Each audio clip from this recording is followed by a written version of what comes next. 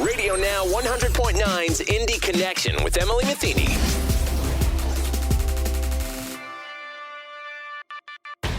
Hello, I'm Emily Matheny, your host. Earlier this week, I had the chance to catch up with the Arts Council of Indianapolis before their virtual event, Restart with Art. CEO Julie Goodman shared how the virtual event benefits artists and what attendees can expect to see. Restart with Art is Friday, October 23rd, but if you miss it on that day, you can visit indyarts.org to see a replay of the events and donate as well. So, Julie, can you tell me a little bit about what the Arts Council has been doing this year? Because 2020 has been a very different year for everyone. Yeah, absolutely, yes.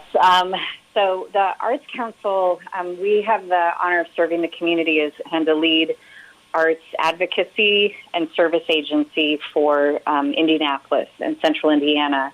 And since March, like so many organizations, we've focused 100% on supporting the indie arts and culture sector and our artists with COVID-related relief and recovery support. So that has looked like everything from research and assessments and surveys to understand the magnitude of impact, how it's affecting our arts and cultural sector, our creative economy, and our artists, to inform what solutions look like. And that has included a rapid response relief fund that we did between March and June.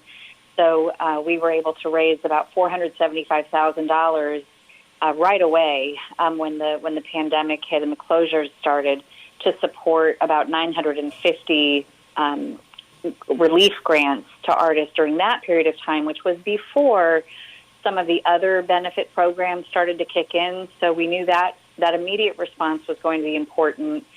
And then over the summer, we've been helping artists navigate the unemployment benefits and those programs. We've been helping arts organizations with relief and recovery efforts, including a partnership with Lilly Endowment on a Restart and Resilience Fund that is helping organizations with the extraordinary costs, these unexpected costs that are now needed to reopen safely and to kind of remodel their operations in this new world that we're in. So we've been in that mode, and now as we look ahead, our latest surveys and assessments show that our artists in particular, I think we're coming into another phase where another round of relief is necessary. There's still,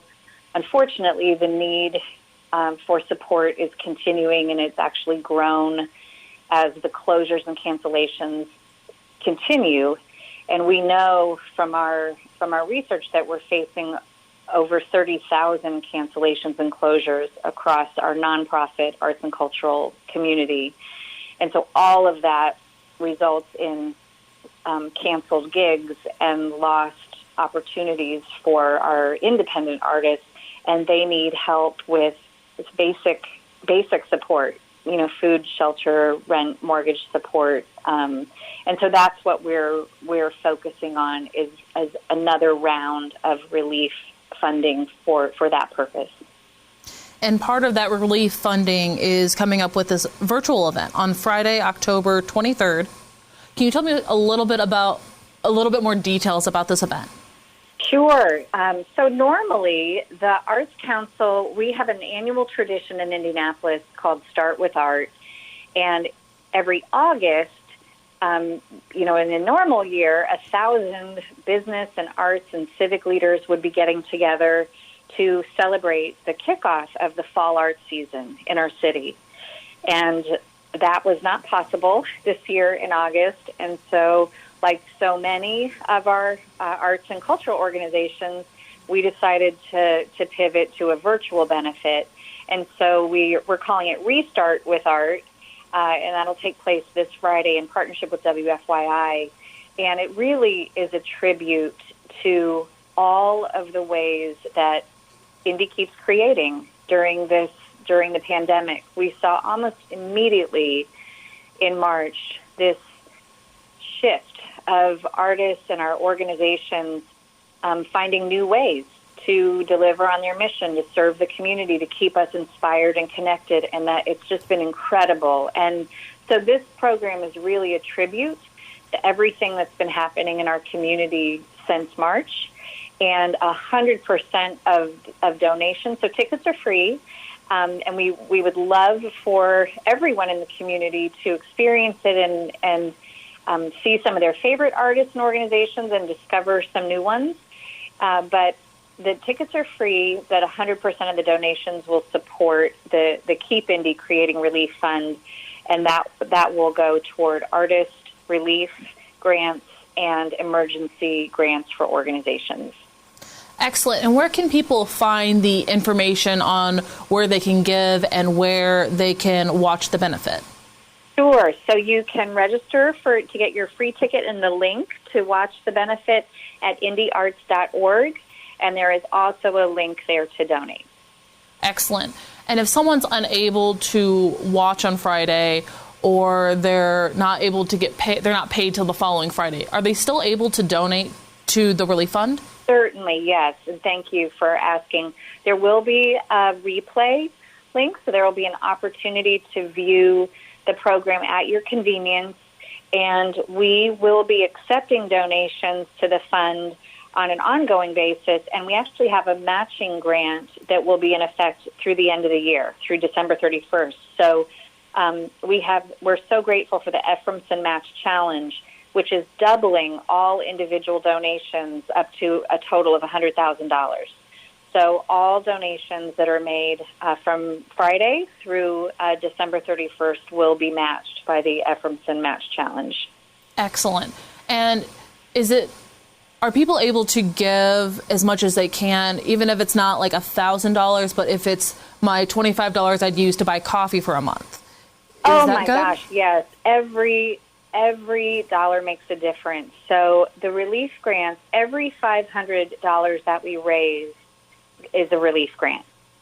So, we see contributions of all sizes, and they all add up to really meaningful support at this time. So, and the benefit is through the Ephraimson Match Challenge, everything is doubled. So we appreciate donations of any amount.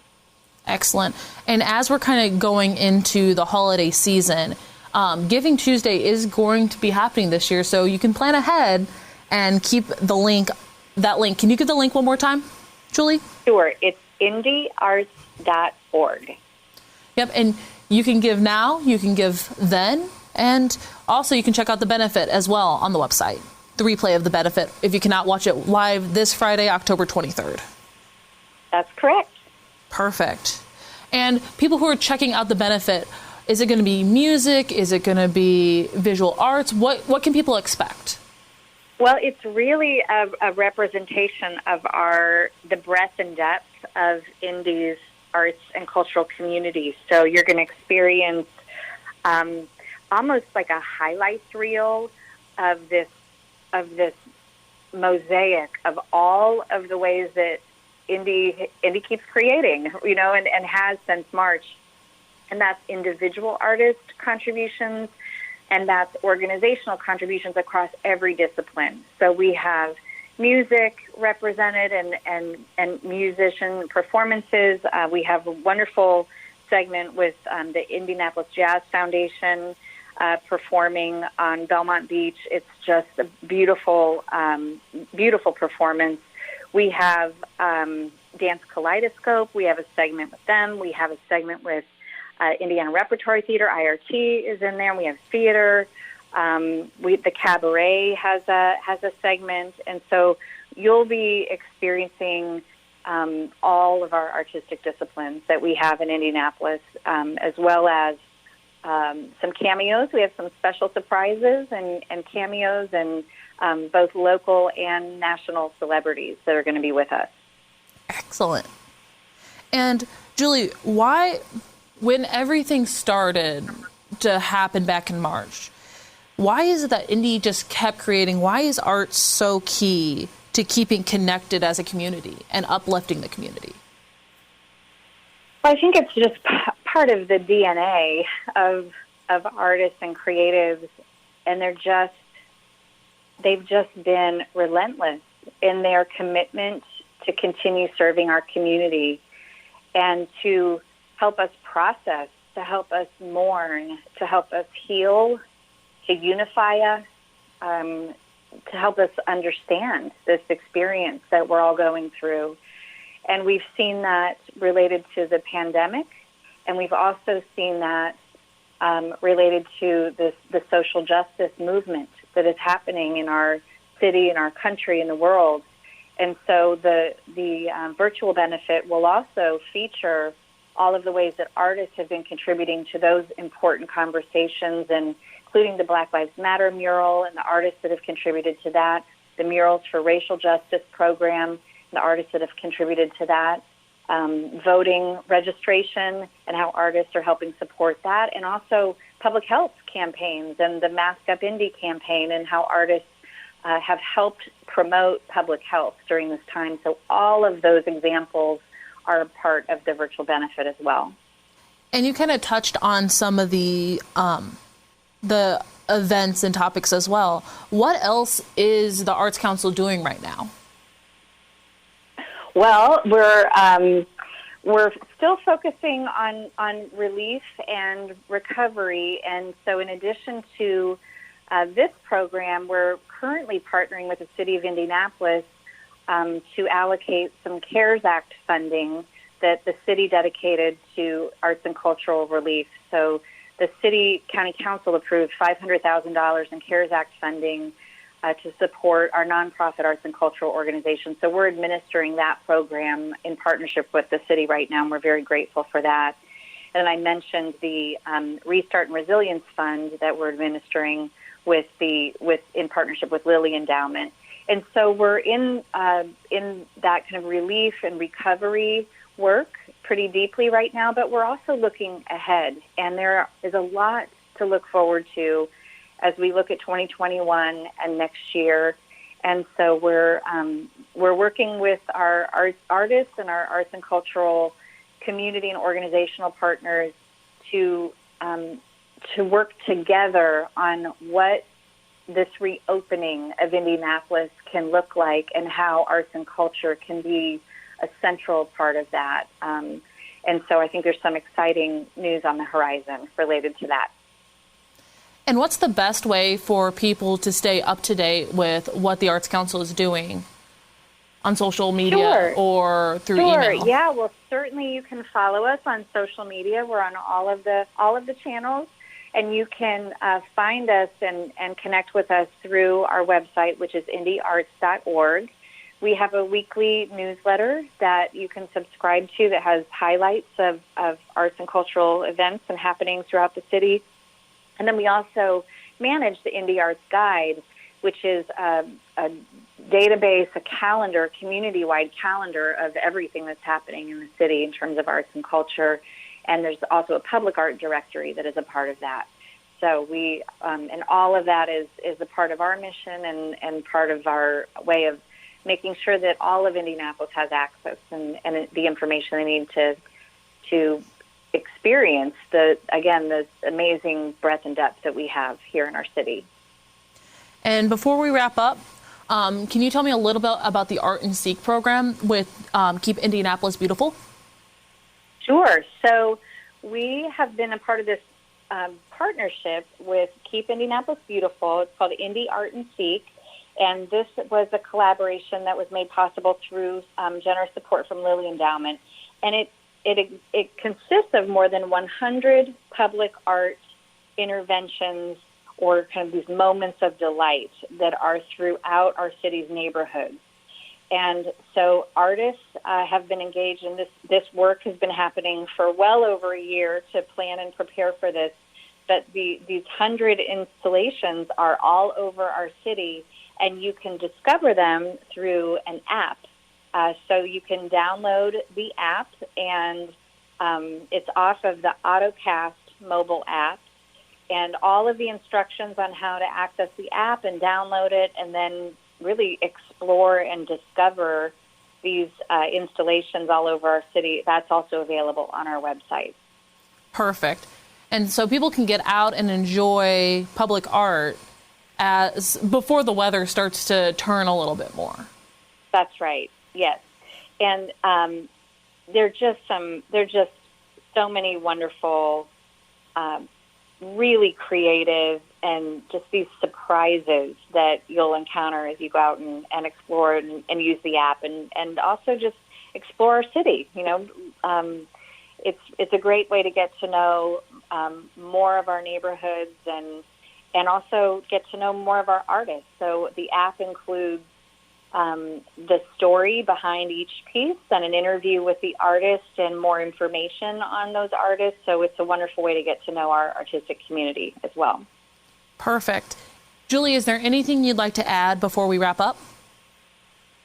I think just to say thank you to the community.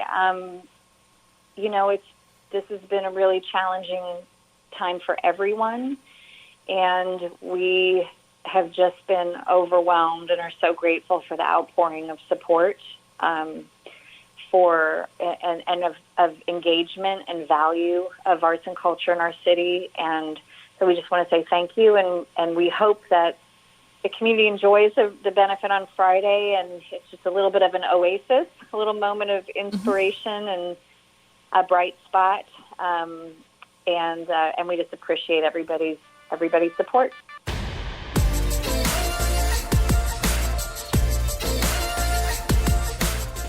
Thank you, and please join me again next week for more conversations from our community.